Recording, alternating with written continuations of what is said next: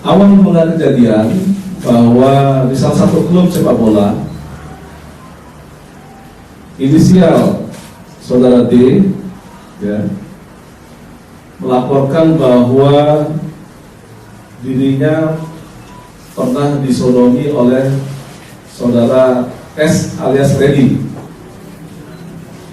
TKP-nya yaitu di salah satu rumah di daerah Sidobatani Ngeplak, Sleman. Modus operandi atau cara yang bersangkutan tersangka ini melakukan suatu tindak pidana tersebut adalah dengan pendekatan tentunya, kemudian memanggil calon korbannya tersebut ke rumahnya, dan setelah akrab yang bersangkutan tersangka ini seperti di depan rekan-rekan adalah menyiapkan minuman yang dioplos antara minuman berenergi, salah satu minuman berenergi, kemudian minuman keras, diberikan kepada calon korbannya, yaitu anak-anak berusia paling tua 16 tahun, paling bawah adalah sekitar 10 tahun. Satu remaja yang bersangkutan pernah mendapat, maksudnya ada orangnya. Pada saat kejadian kamu di rumah itu sendiri. Anda menyaksikan News Update pukul 17 waktu Indonesia Barat bersama saya Ani Rahmi. Gubernur DKI Jakarta Basuki Cahayapurnama geram dengan oknum PNS senior yang membuli PNS junior di Pemprov DKI Jakarta. Kasus bullying ini didengar Ahok melalui laporan adanya PNS senior yang melarang PNS junior untuk menggunakan bus jemputan. Bukan dihilangin, sekarang kita tanya sama PNS ya. Ini namanya ngelunjak, saya ulang. Ini namanya betul-betul ngelunjak. Kita kasih bus, pagi-pagi datang. Tanya sama PNS muda, bisa naik nggak? Dibully loh di dalam bus. Sama yang udah duduk, merasa kursi punya dia. Jadi kalau PNS muda dibully, ini pertama. Terus kedua, ada iuran bulanan lagi. 75.000 sampai 100.000. Ini brengsek kan luar biasa nih, ada iuran bulanan. Yang narik iuran siapa Pak? Iya, saya ada grupnya, ada kayak gengnya nih. Udah kayak ada gengnya, kayak membership. Yang muda-muda nggak bisa naik, dibully karena ini punya si A, si B kursinya. Terus kalau ada yang penumpang biasa, numpang naik boleh nggak? Boleh, dipungutin duit. Tujuannya dari siapa Pak? Ya saya kan taruh mata-mata banyak. Pak, itu iurannya buat sopir. PNS, sopir digaji kok, makanya ini ada permainan. Terus tarik lagi dari penumpang, nah, itu udah dosanya. Dosa apa lagi? Pemirsa, penyidikan kasus dugaan korupsi pendirian Bank Banten terus dilakukan oleh KPK. Dan untuk kedua kalinya Gubernur Banten Rano Karno diperiksa sebagai saksi dalam kasus itu. Kita akan mengetahui bagaimana perkembangan terkini dari KPK bersama reporter Yul Yanawan dan juru kamera Bobby Tobing langsung dari gedung KPK Jakarta. Ya Yul, bagaimana perkembangan terbaru dari kasus dugaan korupsi pendirian Bank Banten? Iya Doni, untuk hari ini memang KPK menjadwalkan dari pemanggilan Gubernur Banten Rano Karno yang tadi pagi sudah datang pada pukul 9.30 di KPK. Adapun Rano Karno bersama dengan saksi lainnya yakni Muhammad Yanuar diperiksa sebagai saksi untuk tersangka Riki Tampi Nongkol yakni dirut dari PT Banten Global Development atas TPK suap pengesahan dari APBD Pemprov Banten dalam pembangunan Bank Daerah Banten.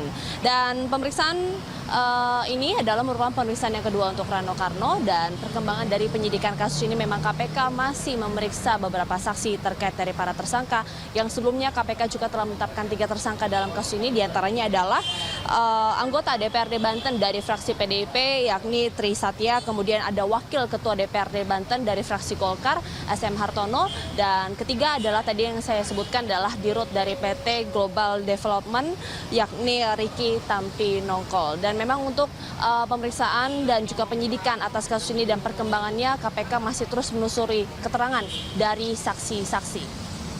Doni. Ya Yul, lalu apa saja keterangan yang disampaikan oleh Rano Karno saat selesai menjalani pemeriksaan sebagai saksi di KPK? Ya, Doni, dalam pemeriksaan berjalan selama 2 jam tadi siang, memang Rano Karno usai dari pemeriksaan penyidik tidak menyampaikan substansi materi dari pemeriksaan tersebut. Namun memang kalau misalnya kita review dari pemeriksaan Rano Karno yang pertama pada 7 Januari lalu, memang Rano Karno menyatakan bahwa ada anggota DPRD yang meminta uang sebesar 10 miliar rupiah kepada Ricky Tampinongkol. Dan memang meskipun Rano Karno tidak memberikan keterangan kepada awak media terkait dengan substansi dari isi dari pemeriksaan yang dilakukan yang diikutinya hari ini bersama dengan penyidik, memang kami juga masih memantau bahwa dari pemeriksaan saksi-saksi yang dikembangkan dalam kasus ini tentunya dari penyidik KPK juga akan menelusuri bukti-bukti dan juga keterangan dari saksi untuk memperkuat kemudian berkas-berkas untuk para tersangka dalam kasus TPK pengesahan dari suap dana APBD Banten untuk pembangunan Bank Banten 2016. Doni. Ya Yul, ini kan pemeriksaan yang kedua kalinya untuk Rano Karno sebagai Gubernur Banten. Yang kalau nanti jadi Bank Banten itu berdiri, Gubernur adalah atasan langsung dari Direktur Utama Bank Banten sendiri. Apakah ada kemungkinan Rano Karno akan diperiksa kembali dan berubah statusnya mungkin menjadi tersangka bersamaan dengan status yang dikenakan kepada Ricky Tampinongkol? Iya, Doni, tentunya dalam kasus ini KPK pastinya terus memeriksa saksi, mengembangkan bukti-bukti. Kalaupun nantinya ada dugaan sebagai tersangka, tentunya nanti juga harus didukung dengan dua alat bukti yang cukup yang memang bisa menetapkan seseorang menjadi tersangka. Namun sampai hari ini status dari Rano Karno yang memang sebagai Gubernur Banten masih diperiksa dalam statusnya sebagai saksi untuk tersangka Ricky Tampinongkol. Doni. Baik Yul, terima kasih. Selamat bertugas kembali. Pemirsa, reporter kami Yuliana Wen dan juru kamera Bobby Tobing melaporkan langsung dari Gedung KPK Jakarta. Selamat sore, Presiden Joko Widodo melakukan kunjungan kerja di Wonogiri, Jawa Tengah. Salah satu agenda Jokowi adalah mengunjungi salah satu perusahaan dalam rangka peluncuran investasi padat karya yang menciptakan lapangan kerja. Kita bergabung bersama rekan kami, Tiara Amalia, yang akan melaporkan langsung dari Wonogiri, Jawa Tengah. Tiara, bagaimana suasana kedatangan Presiden di sana dan juga apa saja agenda Presiden? Ya, RI1 Presiden Joko Widodo baru saja tiba di Wonogiri dalam rangka peresmian pabrik garmen asal Korea di Desa Kerjolor, Kecamatan Ngadirojo, Wonogiri, Jawa Tengah. Kedatangan Jokowi tadi disambut antusias oleh warga yang sudah berdiri di pinggir jalan menantikan kedatangannya bahkan sejak pukul 1 siang tadi. Presiden datang didampingi Ibu Negara Iriana Joko Widodo serta Menteri Perindustrian Saleh Husin, Menristek Dikti M. Nasir, Kepala BKBM Franky Sibarani, dan Kepala Staf Kepresidenan Teten Mas Duki. Dalam kunjungan kerja ini, Jokowi akan menekan Memorandum of Understanding atau MOU tentang penyerapan tenaga kerja dengan beberapa perusahaan. Selanjutnya, Jokowi nanti juga akan menandatangani prasasti pendirian pabrik garmen ini. Kunjungan kerja merupakan salah satu peluncuran program investasi padat karya menciptakan lapangan kerja tahap 3. Program ini ditujukan untuk membuka lapangan kerja dengan menarik investasi ke Indonesia. Dengan begitu, program ini akan menekan angka pengangguran karena pabrik-pabrik ini nantinya akan menyerap ratusan ribu tenaga kerja. Yang memang pabrik-pabrik ini baru ada di 2 lokasi, yakni Provinsi Jawa Barat dan Jawa Tengah yang merupakan tahap awal. Pabrik garmen ini merupakan pabrik investor asing asal Korea yang merupakan salah satu dari 16 pabrik yang akan dibangun sepanjang tahun ini hingga akhir Desember 2016 nanti. Yang pabrik-pabrik ini nantinya akan merekrut hingga 200.000 tenaga kerja. Pabrik garmen ini membuka lapangan pekerjaan dengan total tenaga kerja yang dibutuhkan hingga 12.600 orang. Sebelumnya, tapi para calon tenaga kerja ini akan diberi pelatihan dahulu, yaitu dalam Balai Pelatihan Kerja atau training yang pelaksanaannya dipusatkan di Timbul Jaya, Wonogiri. Selain itu, pembangunan 16 pabrik dalam program investasi padat karya menciptakan lapangan kerja yang salah satunya di pabrik garmen ini juga dapat mengatasi gelombang pemutusan hubungan kerja atau PHK yang terjadi akhir-akhir ini. Dengan adanya investasi baru di sektor padat karya ini, salah satunya di Wonogiri ini, lapangan pekerjaan yang tercipta akan jauh lebih besar. Dan memang untuk menggenjot pertumbuhan ekonomi, pemerintah telah melakukan percepatan penyerapan anggaran. Jika biasanya dana APBN baru diluncurkan ke masing-masing kementerian pada bulan Maret atau April, namun sekarang sudah dimulai sejak Januari. Yang tujuannya agar dana ini segera diserap untuk percepatan pembangunan dan berpukar di daerah. sehingga menyerap lapangan pekerjaan. Diharapkan juga pemerintah daerah atau Pemda di seluruh Indonesia turut membantu penciptaan lapangan kerja baru dengan mempermudah perizinan investasi bagi para penanam modal yang ingin membangun pabrik. Demikian Robert. Baik, terima kasih Tiara Amalia atas informasinya langsung dari Wonogiri, Jawa Tengah. Tangan lumpuh tidak menyurutkan semangat tukang las asal Karangasem Bali untuk terus berkarya. Ya, demi menghidupi keluarganya, ia membuat sebuah robot tangan dari bahan rongsokan yang dia kumpulkan dari bengkel lasnya. Tangan kiri yang lumpuh sejak 6 bulan lalu tidak menyurutkan semangat Wayan Sumardana untuk terus berkarya. Tuntutan untuk tetap menghidupi keluarga membuat lulusan sebuah SMK jurusan teknologi ini mencoba untuk membuat sebuah robot yang dipasang di tangan kirinya tersebut. Bukan sesuatu yang instan, robot ini baru bisa berfungsi dengan baik setelah 5 kali gagal bereksperimen. Akhirnya robot ciptaannya ini dapat membantunya berkarya sejak 4 bulan lalu. Untuk menggerakkan robot tangan ini, Wayan Sumardana menempelkan chip di kepala.